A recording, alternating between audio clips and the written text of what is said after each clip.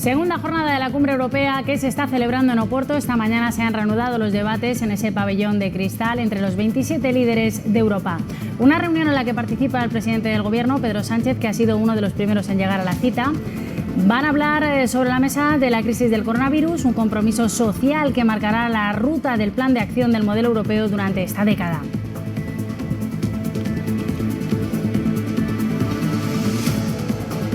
Ya lo ven pendientes de Oporto, saludos de nuevo y también de la situación aquí en España. Esta medianoche en nuestro país decae el estado de alarma y se plantea un escenario diferente en cada comunidad autónoma.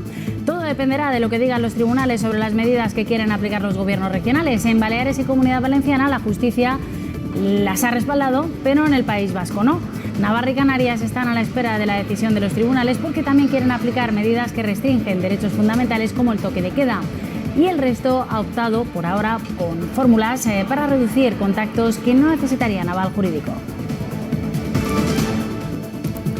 Y para las primarias del PSOE andaluz del próximo 13 de junio tenemos 3 candidatos. A la expresidenta Susana Díaz y al alcalde de Sevilla, Juan Espadas, se ha sumado en las últimas horas Luis Ángel Hierro, exdiputado del PSOE por Sevilla y profesor de Economía en la Universidad de Sevilla.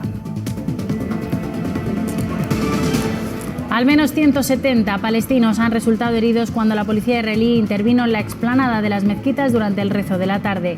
Los agentes utilizaron granadas aturdidoras y balas de goma contra los jóvenes que les arrojaban piedras.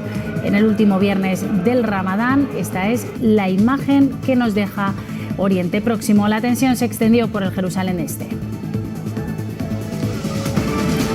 Primera reunión entre la vicepresidenta de Estados Unidos, Kamala Harris, y el presidente de México, Andrés Manuel López Obrador. Sobre la mesa, la crisis migratoria. Para Harris, la mayoría de las personas no quiere abandonar su hogar y cuando lo hacen es porque huyen de algo. Obrador ha insistido en la necesidad de la colaboración mutua.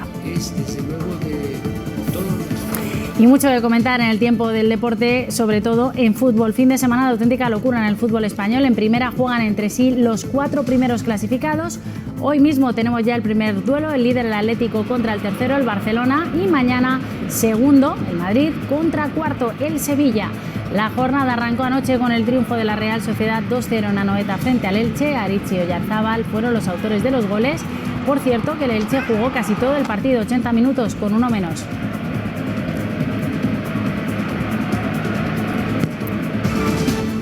Hoy suben más las temperaturas y tendremos algunas nubes en el cielo de tipo alto y lloverá débilmente en La Palma. Mucha atención mañana porque el tiempo se complica. Las precipitaciones serán abundantes durante la primera mitad de la jornada en Galicia y por la tarde esperamos tormentas que podrán ser localmente fuertes, ir acompañadas de granizo, tanto en Aragón, también en el interior de la Comunidad Valenciana, en el este de Castilla-La Mancha. El día será tranquilo, ya lo pueden ver en Baleares. En cuanto a las temperaturas, hoy suben, vemos valores muchos en torno a los 30 grados, pero mañana van a bajar en picado.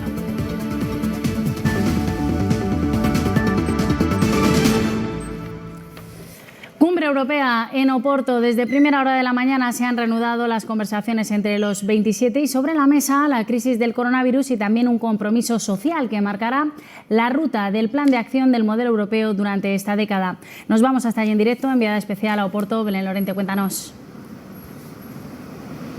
Hola, ¿qué tal? Buenos días. Pues sí, hoy nuevo encuentro informal de todos los líderes europeos que ya están reunidos. Van a intentar perfilar todos los compromisos adquiridos anoche en la llamada declaración de Oporto, que ha supuesto todo un hito. Esta declaración de Oporto supone abrir un proceso inclusivo de recuperación económica europea de aquí a 2030, garantizando salarios dignos, rompiendo con la brecha salarial de género y sobre todo sin dejar nadie a nada. Sobre todo es importante esta declaración de Oporto porque incluye mecanismos de control de todos los países miembros para que cumplan las medidas del llamado pilar social europeo. En esta cumbre también vamos a ver una foto de familia de todos los líderes europeos que asisten y después, a partir de las 2 de la tarde, las 3 de la tarde, hora española, arrancará la cumbre Europa-India, que es muy importante porque hay muchos intereses de acuerdos comerciales entre Europa e India, donde seguramente también se va a tratar la importancia de donar vacunas a los países más necesitados, como es el caso de la India. Se trata de una oportunidad histórica para construir una Europa más social, sostenible e igualitaria, como ha señalado el presidente del Parlamento Europeo.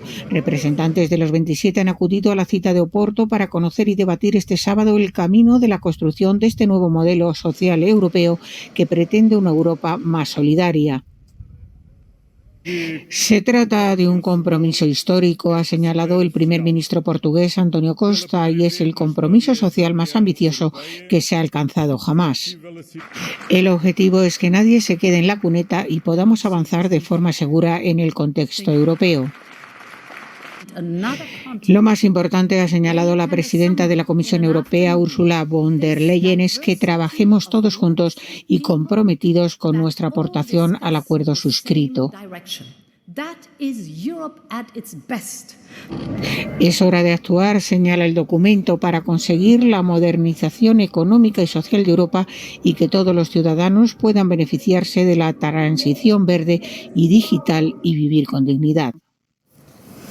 Aquí en España, esta medianoche finaliza el estado de alarma. Varias comunidades aún están a la espera de lo que dicte la justicia respecto a las medidas de restricción por el COVID que ahora recae en los gobiernos autonómicos. Es el caso, por ejemplo, de Navarra y Canarias. El gobierno foral quiere mantener la limitación de la movilidad entre las 11 de la noche y las 6 de la mañana, las reuniones en domicilios de máximo 6 personas. Canarias, por su parte, pretende mantener el toque de queda, el control en puertos y aeropuertos y el resto de medidas según su sistema de semáforo de alertas. Canarias ha anunciado que si no tiene el visto bueno de la justicia, recurrirá ante el Supremo para su validación. Y vamos a ver la situación que se queda. El escenario en el País Vasco pone fin al toque de queda desde el domingo y permite a la hostelería abrir hasta las 10 de la noche. El decreto del Lehendakari suspende el cierre perimetral y la limitación de grupos de más de 4 personas tras la desautorización de la justicia.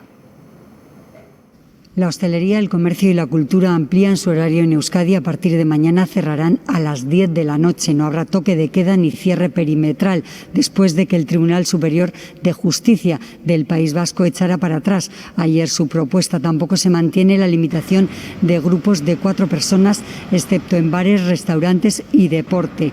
Sí permanecerán cerrados chocos, sociedades gastronómicas y locales de ocio nocturno. El nuevo decreto recomienda el toque de queda voluntario entre las 11 de la noche y las 6 de la mañana, así como mantener grupos de 4 personas.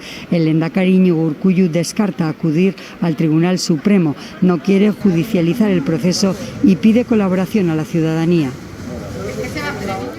Y acaban de llegar los primeros datos de la evolución del coronavirus este sábado. Cataluña ha notificado más de 1.100 casos y 20 fallecidos en las últimas 24 horas. Bajan los ingresos en los hospitales, tanto en planta como en UCI.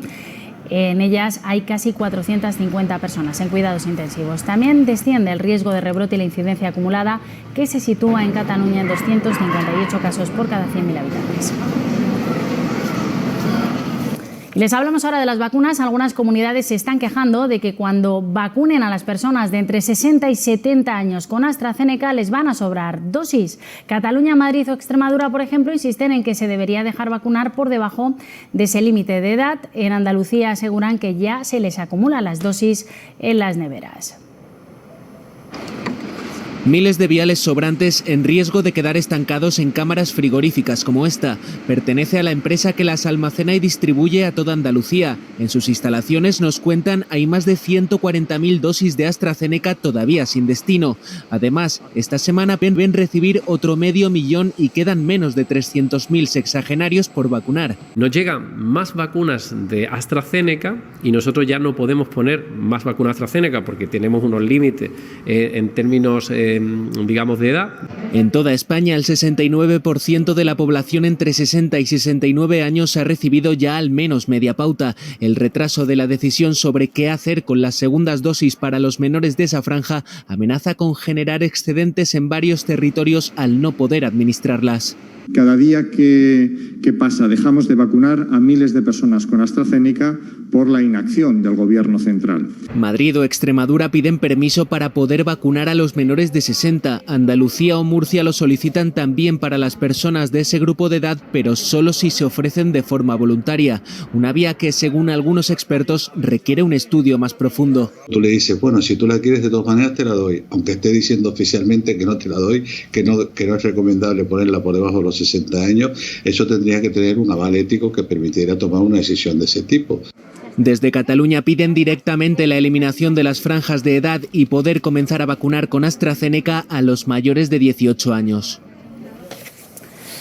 Vamos a ver la situación en Bélgica. Restaurantes y bares pueden reabrir terrazas desde hoy, tras casi 6 meses cerrados. Solo podrán sentarse, eso sí, 4 personas por mesa. También acaba el toque de queda y se autorizan los viajes no esenciales al extranjero. Se reabren parques de atracciones y se permiten los eventos al aire libre con un máximo de 50 personas. Este alivio de medidas en Bélgica es gracias a la tendencia a la baja de los contagios y muertes, que está en unas 30 al día. Los belgas tendrán que esperar a junio para la siguiente fase de desescalada en función de cómo evolucione la pandemia. Y mejora también y mucho la situación en Alemania. Más de 11 millones de alemanes empiezan a recuperar los derechos que tenían antes de la pandemia. Son ciudadanos ya vacunados con la segunda dosis y también los que ya han pasado la enfermedad. Por ejemplo, no van a tener que guardar el toque de queda y podrán reunirse sin límite de número con otros vacunados o curados. A partir de ahora, los cerca ya de 8 millones de alemanes que tienen ya puesta la segunda dosis de vacuna, además de los más de 3,5 millones que se consideran sanados o curados del COVID, podrán recuperar derechos que habían sido restringidos o limitados durante ya más de un año de pandemia. De entrada, podrán ir a un comercio sin necesidad de hacer una cita y un test previo. Además, no tendrán que guardar el toque de queda, que entra de forma automática cuando la incidencia sube de 100, y podrán reunirse libremente con otros vacunados o curados, sin limitación de cantidad.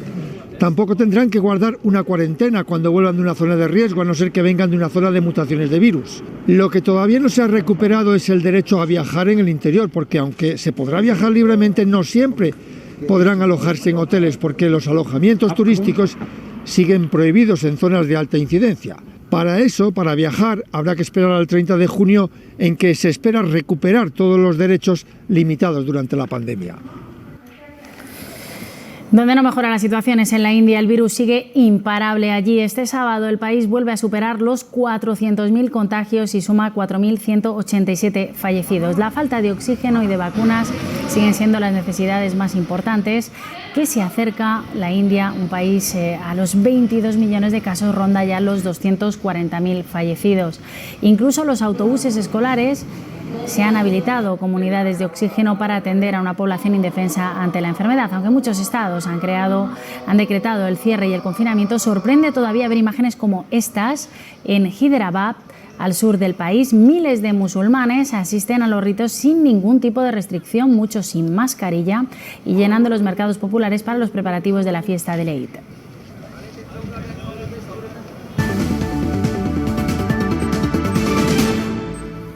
Era una de nuestras imágenes de apertura. Al menos 170 palestinos resultaron heridos ayer cuando la policía israelí intervino en la explanada de las mezquitas durante el rezo de la tarde en el último viernes del Ramadán. Los agentes utilizaron granadas aturdidoras y balas de goma contra los jóvenes que les arrojaban piedras. La tensión se extendió por el Jerusalén este ocupado. La puerta de Damasco, principal entrada a la ciudad vieja, quedó clausurada al volver a ser escenario de disturbios mientras continuaban las protestas en el vecino barrio de Sheikh Jarrah contra el desalojo de familias palestinas en favor de organizaciones de colonos judíos.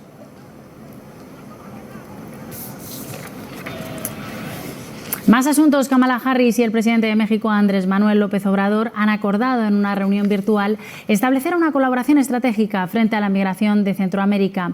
Incluye abordar la deforestación, el desempleo y la corrupción, que son las principales causas detrás de esta crisis migratoria. Durante la primera toma de contacto por vía telemática, Kamala Harris y López Obrador han incidido en su disposición a colaborar en un plan conjunto para dar respuesta a la crisis migratoria que ha desencadenado el mayor número de entradas ilegales en Estados Unidos en 15 años. Para Kamala Harris, Estados Unidos y México deben combatir juntos la violencia y la corrupción, situaciones que empujan a miles de migrantes sin documentos a la frontera que comparten ambos países. Most people don't want to leave home. And when they do, it is often because they are fleeing some harm or they are forced to leave because there's no opportunity. La ola migratoria se ha incrementado en los últimos meses ante la llegada de Biden al poder, la pandemia y las catástrofes naturales. López Obrador, en la misma línea que Harris, asegura que Estados Unidos y México necesitan entenderse y evitar pelear.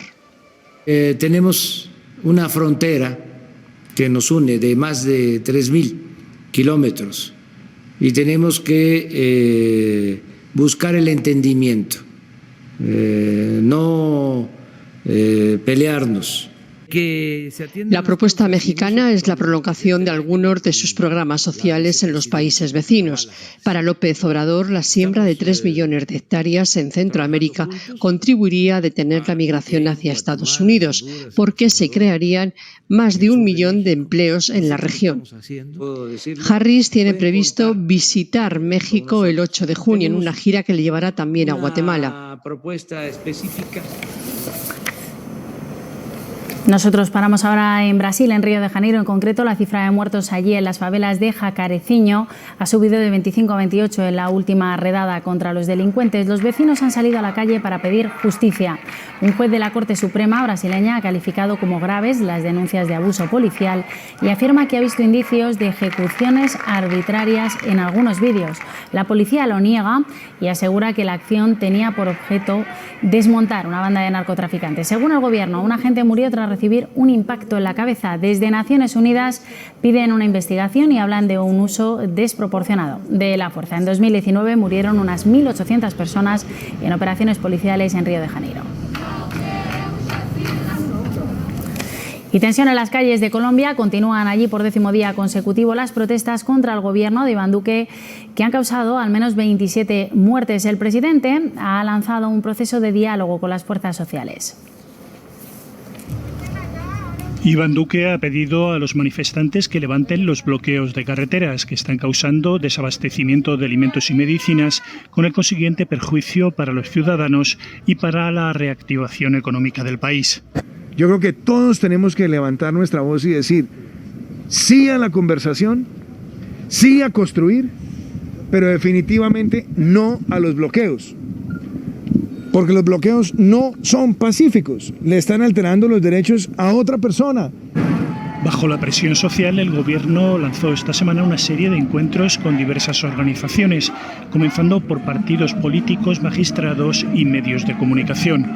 Ayer Duque se reunió con líderes de la Coalición de la Esperanza, alianza de centro-izquierda para las elecciones del año próximo.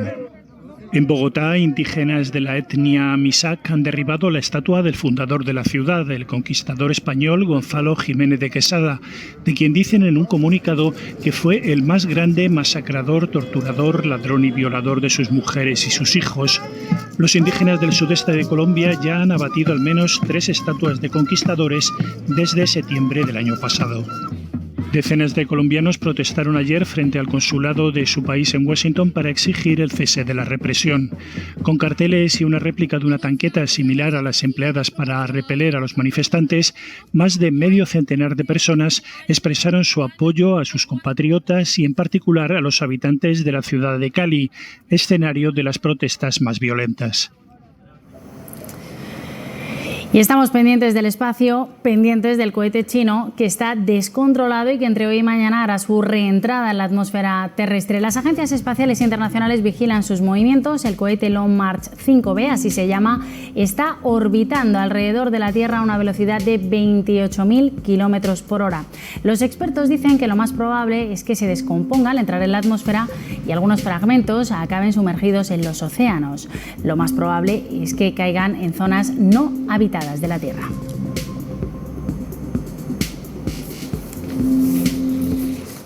Más asuntos. El asma es una enfermedad crónica, afecta al 5% de la población adulta y su incidencia es cada vez mayor en las sociedades avanzadas. Pero con un seguimiento y tratamiento adecuado se puede tener una buena calidad de vida. Un 5% de la población adulta padece asma y en la infancia es la enfermedad crónica más común. Puede tener distintos desencadenantes.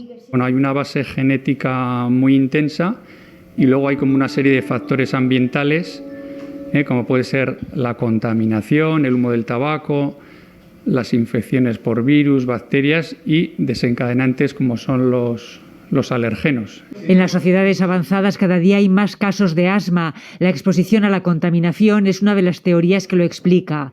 Tos seca, presión en el pecho, falta de aire son algunos de sus síntomas. Y un síntoma muy característico y muy típico que son las sibilancias, que son los pitidos en el pecho. Los medicamentos para el asma, dice el doctor, han avanzado mucho. Logran una reducción de los síntomas y una mejora de la respuesta pulmonar. Y desmontando un falso mito, el deporte sí es muy recomendable para los pacientes asmáticos. Indurain y grandes deportistas que han conseguido muchos triunfos profesionales deportivos eran asmáticos y bueno, pues estaban bien seguidos, bien tratados y se puede hacer una absolutamente vida normal, incluso deportiva. También han notado que el uso de la mascarilla está beneficiando, por ejemplo, en los asmas alérgicos al polen, porque impiden que las partículas lleguen a las vías respiratorias. Ya saben que estamos siguiendo con mucha atención la desaparición de las dos pequeñas de Tenerife. La madre de las niñas, Ana y Olivia, desaparecidas en la isla hace 10 días, ha hecho un llamamiento a su expareja para que desista y le devuelva a sus pequeñas. En una carta le pide que no haga sufrir a las menores, que estarán, dice, deseando verla desesperadamente. Además, agradece la difusión del caso por todo el mundo y la ayuda que está recibiendo. Este domingo, vecinos de toda Canarias han convocado un aplauso masivo en apoyo a la familia.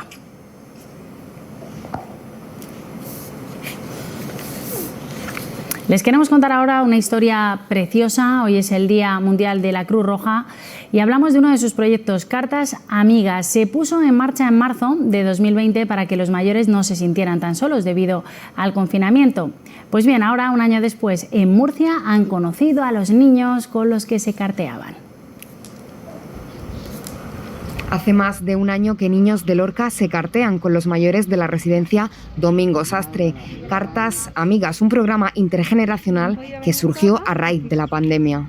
Para los niños es muy beneficioso que conozcan que, bueno, pues que las personas mayores también son beneficiosas para nuestra vida, ¿no? Y para muchas veces ellos viven en su mundo de jóvenes y parece que el tema de los mayores no está presente, pero que tienen muchas cosas que aportarnos. Ahora ha llegado el momento de conocerse tras un año de hablar solamente a través de cartas o dibujos. Que yo no soy poeta, solamente aficionada. El que ayuda a los mayores tiene la gloria ganada. Que las personas mayores son muy importantes y hay que estar recordándolas. Me alegraba mucho. Le decía que como estaba, actividades que ella podía hacer mientras estaba encerrada. Es un proyecto impulsado por Cruz Roja y el Ayuntamiento de Lorca, en el que han participado 20 niños de manera voluntaria. Lo que más le ha ayudado ha sido a no sentirse tan solo, ¿no? De ver cómo niños y gente fuera de la residencia los apoyaba, estaba con ellos. Y aunque la comunicación por carta ha estado muy bien, poco a poco comienza a llegar la normalidad a este centro residencial donde sus usuarios amigos desean volver a las actividades de siempre.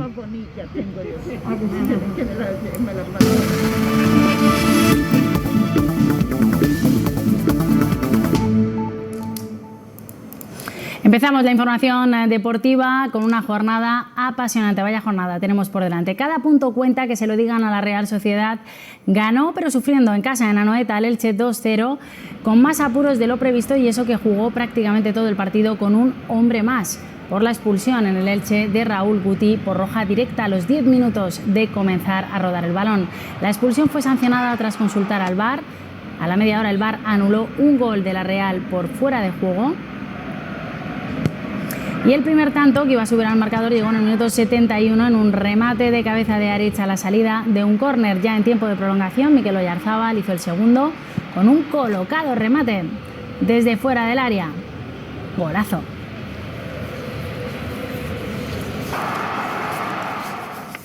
Y se lo estamos contando, no se recuerda un final de liga tan apasionante como el que estamos viviendo esta temporada, con 4 equipos nada menos con opciones de luchar por el título. Este sábado, a partir de las 4:15, tenemos un decisivo cruce en cabeza Barcelona-Atlético de Madrid, en la batalla por salvar la categoría, Alavés-Levante y Cádiz-Huesca. Ambos necesitan la victoria para no dar opciones a Real Madrid y Sevilla, que se enfrentan el domingo. Koeman, sancionado, no estará en el banquillo. Los azulgranas mantienen el dibujo táctico con 3 centrales y arriba Griezmann, que a base de goles se ha hecho con un puesto junto a Messi en la delantera del Barça. Es un equipo que cierra bien, que defiende bien, entonces nuestro juego con balón, última parte del campo, tiene que ser muy buena para intentar crear oportunidades y ser efectivos.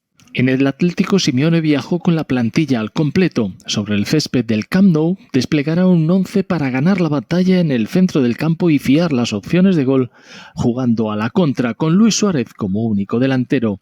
Correa, Saúl y Joao Félix partirán desde el banquillo. Vamos a enfrentar a un equipo que ha recuperado muchos puntos, que viene haciendo una segunda vuelta muy fuerte, con un muy buen juego y un gran trabajo de su entrenador para reacomodar lo que había pasado en la primera vuelta, y seguramente será un partido que tendremos que llevar el juego donde creemos que le podemos hacer daño. Arbitrará Mateu Laoz.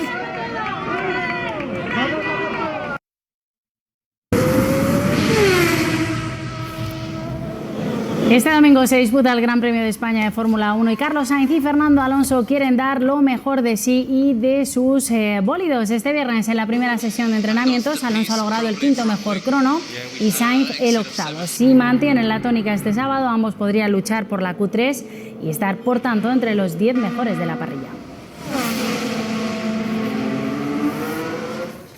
Golf, el español Adri Arnaus lidera el campeonato de las Islas Canarias, que se está disputando en el Club de Golf Costa Deje de Tenerife, con un total de 14 bajo par al término de la segunda jornada. Sendas tarjetas de 64 golpes y un espectacular final el viernes con 6 birdies en los últimos 7 hoyos del recorrido le convierten ahora en la opción española más sólida para el triunfo final. El golpe de la jornada lo protagonizó el japonés Kawamura con su hoyo en 1 en el hoyo 7 del trazado. En Estados Unidos, ni Jon Rahm ni Rafa Cabrera pasaron el corte en Carolina del Norte y el circuito femenino, Carlota Ciganda, es 16ª ahora mismo en Tailandia. Así lo celebró el japonés, no es para menos, un hoyo en 1. Dejamos los deportes en Sevilla. Una cita cultural de las más veteranas se reinventa. El Festival Escena Mobile el año pasado no se pudo celebrar y esta edición vuelve con espectáculos en los que participan personas con capacidades diferentes. Lo van a ver. Vuelve la cita más humana con la escena y vuelve con toda la fuerza y la sensibilidad de unas propuestas diferentes, pero enormemente atractivas. Es importante porque todavía, normalmente dentro de las programaciones de los teatros, no están contempladas compañías de teatro y de danza, pues con personas con diversidad. Prueba evidente de cómo integrar a través de la cultura a personas con distintas capacidades y que puedan hacer realidad esa integración social. Un festival necesario que da visibilidad a quienes tienen vocación artística y no encuentran lugar en los circuitos escénicos al uso. Artistas con diversidad que trabajan duro. Yo ensayo todos los días, semana. Entonces, enseñamos en la escuela y la escuela hace, todo el mundo los emisores y todos los emisoras hacemos ensayo. Aquí hay compañías que son profesionales y sencillamente, bueno, pues que tienen la particularidad que alguno de sus del elenco pues tiene algún tipo de diversidad funcional. La propuesta de David y Eva es peculiar. Parto al agua. Es una terapia familiar con su pequeño Teo que les ha supuesto, dicen, una catarsis.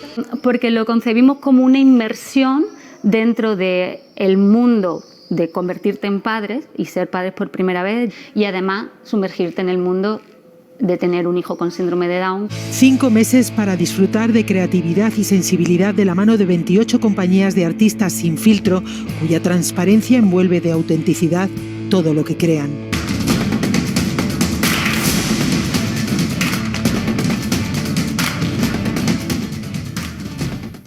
Hoy las temperaturas serán más altas que las de ayer. Son más propias de principios de verano. Los valores térmicos alcanzarán los 33 grados en Bilbao, el mismo valor que en Zaragoza o que en Córdoba. En cuanto al cielo, tenemos que hablar de un día con nubes altas que dejarán el cielo enmarañado y habrá algunas precipitaciones débiles en la isla de La Palma. Pero mucha atención mañana porque llegan cambios. Esperamos precipitaciones en muchas zonas del país, chubascos fuertes. Por la mañana las cantidades más importantes de precipitación se acumularán en Galicia, sobre todo en el oeste de Pontevedra. Y por la tarde las tormentas serán fuertes, tanto en Aragón como también en la Comunidad Valenciana, en el este de Castilla-La Mancha, tormentas que podrán ir acompañadas de granizo. El día será mucho más tranquilo en Baleares. Y en cuanto a las temperaturas, mañana van a bajar y ya pueden ver, en León se quedarán en tan solo 15 grados, 20 en Madrid, casi 10 grados menos que los que esperamos hoy. Sin embargo, tendremos algunos ascensos, como por ejemplo en Murcia. Aquí llegarán a los 31.